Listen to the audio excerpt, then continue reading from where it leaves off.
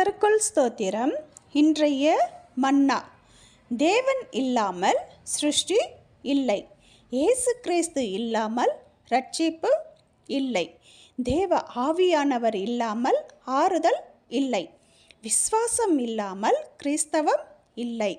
வேத வசனம் இல்லாமல் வாழ்க்கை இல்லை. ஜெபம் இல்லாமல் ஜெயம் இல்லை.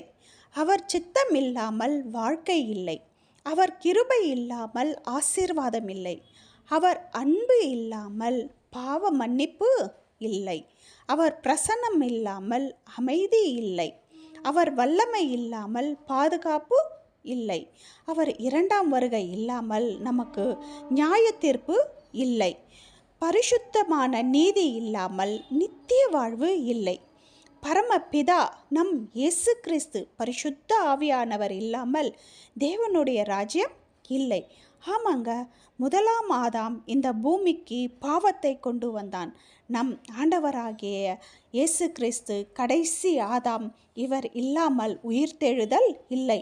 நாம் அனைவரும் இயேசு கிறிஸ்துவின் இரத்தத்தால் கழுவப்படாமல் பாவ மன்னிப்பு இல்லவே இல்லை. ஆமேன். அல்லேலூயா.